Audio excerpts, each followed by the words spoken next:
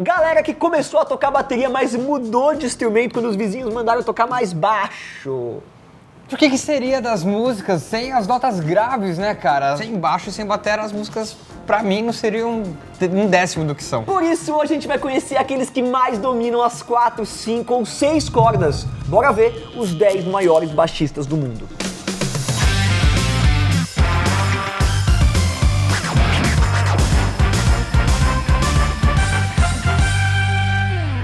Então bora começar com o James Jamerson, que nos anos 60 e 70 fez parte simplesmente da Motown, que era a gravadora responsável por revelar Marvin Gaye, Stevie Wonder, Michael Jackson, Uau. no caso Jackson 5. Se era da Motown era bom, tá ligado? E eles usavam o próprio time muitas vezes pra gravar as bases, os arranjos, quando era um artista que era um cantor, não era uma banda. Animal. Sacou?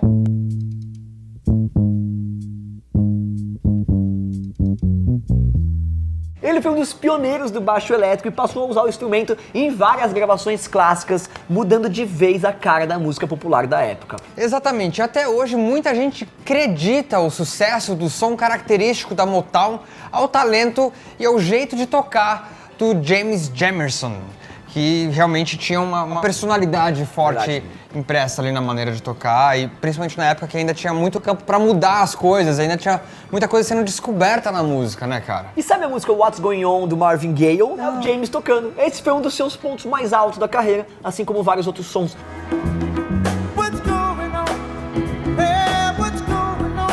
Quero falar aqui que muitas vezes os baixistas são esquecidos porque a gente acaba ouvindo a música às vezes no celular ou em caixas de som que não valorizam E não os tem graves. os cara. graves, é.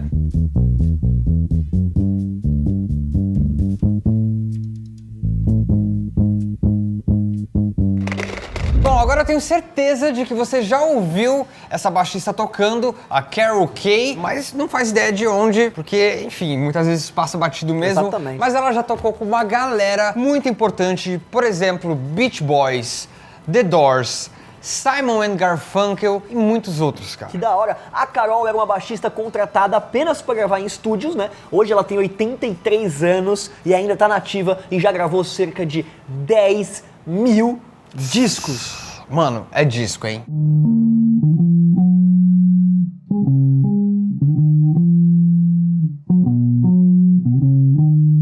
Ela é tão fera que o Quincy Jones, o Quincy Jones, tá ligado? Disse numa entrevista que a Carol poderia fazer qualquer coisa com o baixo e sempre deixaria a maior parte dos homens comendo poeira, ou seja, ela deveria ser muito treta nos seus tempos áureos. É animal, né?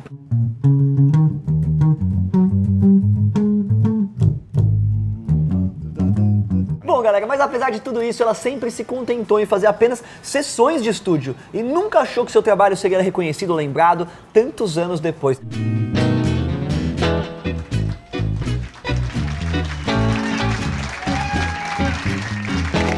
Bom, agora a gente vai lá pra Inglaterra falar do John Entwistle, o baixista do The Who. Todo mundo se lembra do Keith Moon arrebentando na batera, mas o John fez muita diferença ali e pra muitos passou batido. É verdade, ele foi um dos primeiros baixistas a usar um timbre mais agudo e fazer umas pentatônicas aí mais ousadas, sendo considerado por muitos como o baixista mais inovador do rock.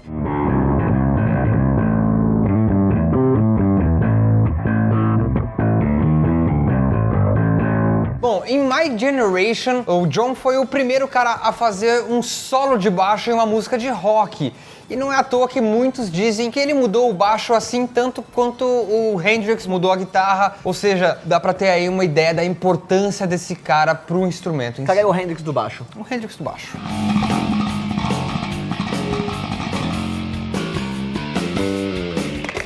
Outro que criou técnicas animais e mostrou que o baixo pode ser muito mais do que um instrumento de acompanhamento foi o baixista de funk soul Larry Graham.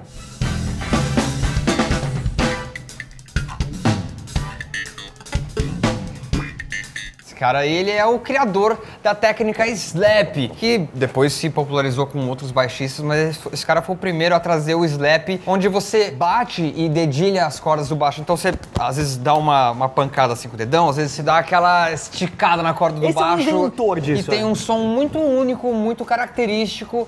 E aí, com ele, marca o tempo da música, ele faz uma parada bem percussiva que me lembra, no baixo. Que me lembra o baixão acústico quando você puxa as cordas, quando o cara puxa as... Pum, Também, pum, pum, pum, pum.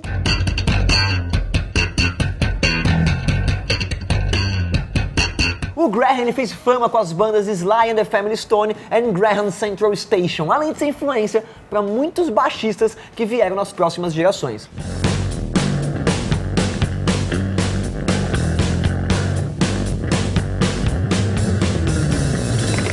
Já que o assunto é slap, como a gente acabou de falar, a gente tem que falar do Flea, cara. Claro. Não tem jeito, esse cara de fato é um dos maiores baixistas da história, que é o baixista do Red Hot Chili Peppers e um dos grandes pilares da parte rítmica da banda, os ritmos que ele tira e a linguagem que ele trouxe pra banda com o baixo, com os slaps que ele faz.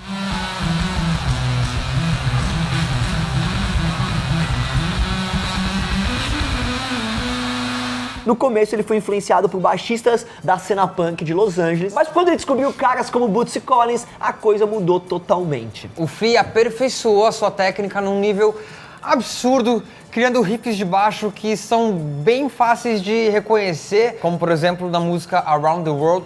Ele tem muita personalidade pra tocar.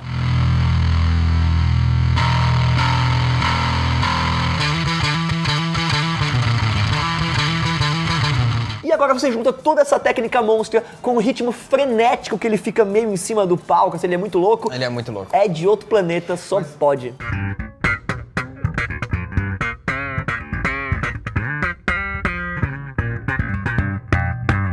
Vale dizer aqui, uma vez que a gente tá falando do Flea, e a gente tá falando, essa lista é dos maiores baixistas, não posso deixar de falar do Champignon, cara. Verdade. Com quem eu toquei um período da minha vida, tive a felicidade de fazer parte da mesma banda que ele, que pra mim, eu já toquei com, mano, com grandes baixistas, com muitos dos maiores baixistas do Brasil, e pra mim ele foi o cara mais cabuloso com quem eu já toquei, assim.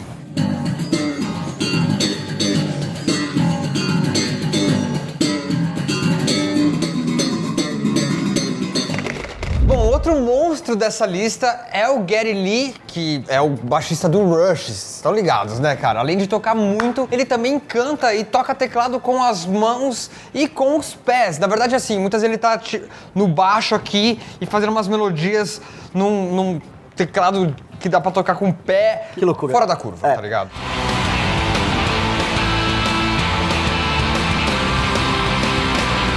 Bom, a sua técnica de pizzicato é única, galera. Só ele faz esse pizzicato aí muito louco. Se liga em cada paulada que ele dá nas cordas.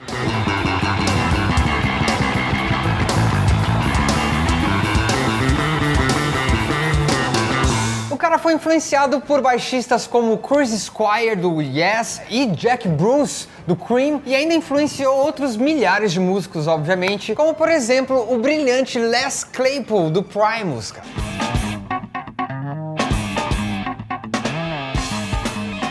E outro destaque pro Geddy é que ele canta e toca coisas muito complexas sem se limitar apenas a seguir o que a guitarra tá fazendo. É bonito de ouvir e também é muito legal de ver.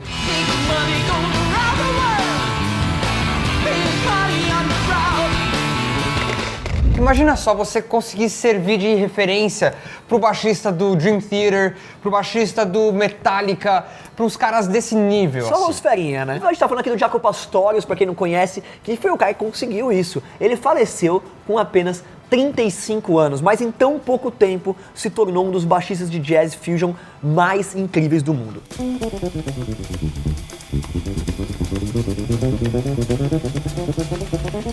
O Jaco mudou toda uma geração por mostrar uma técnica bem complexa e criativa, aliada a muito bom gosto e deixando todos os membros se destacarem nos seus instrumentos, ou seja, ele preparava o terreno para todo mundo, ele deixava a música redonda para qualquer um deitar e rolar.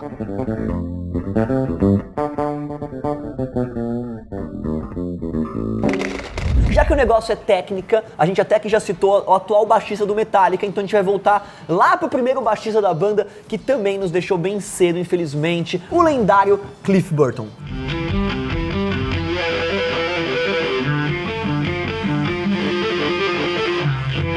Bom, ele tocou nos 3 primeiros álbuns do grupo, quando o som ainda era bem pesado e por muitos são considerados os melhores discos do Metallica e do thrash metal no geral, assim. Então, pra você ter ideia do nível do cara. O engraçado é que o Cliff não era muito fã de bandas de metal que estavam em alta, né? Como os outros membros do Metallica, mas de sons mais tipo Jethro Tull, ZZ Top, The Police, né?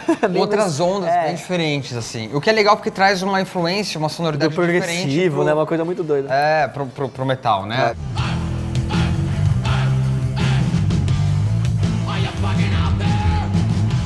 E no caso, é que ele estudou música clássica, adorava a energia e a agressividade do som, mas tinha um gosto mais abrangente e, sem dúvida, ele foi um dos maiores talentos do rock.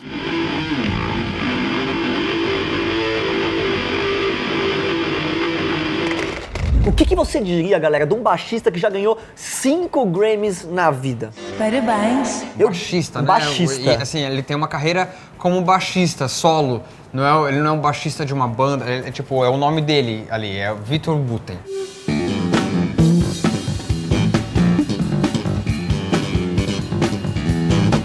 Esse cara é um sinistro com um baixo na mão, ele foi o primeiro a ganhar o prêmio de baixista do ano da revista Bass Player mais de uma vez, ou seja, na verdade ele ganhou 3 vezes esse prêmio. Ele é, cara, muito, muito, muito virtuoso. Às vezes chega a ser até um pouco cansativo de ouvir, né? De ouvir, assim, quando você vai ouvir um álbum inteiro, porque é tipo...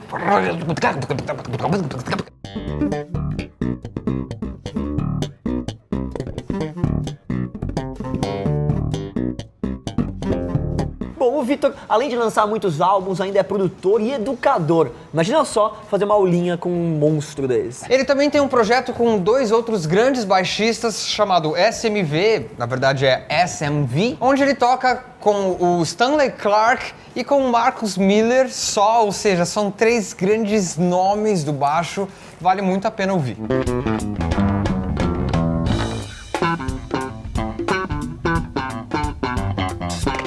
Agora chegou a hora de falar de um cara que tem um estilo de tocar seu baixo tão virtuoso quanto o Ed Van Halen tocando a sua guitarra. Eu tô falando aqui do Billy Sheehan.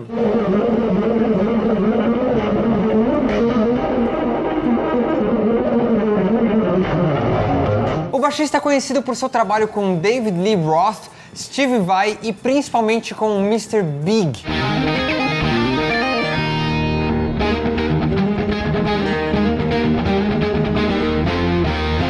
O Billy ele tem uma técnica bem apurada, é muito rápido e ao mesmo tempo cria linhas bem melódicas para suas músicas. Bom, agora ele tá em atividade com The Winery Dogs e com Sons of Apollo também. Enfim, esse cara toca demais.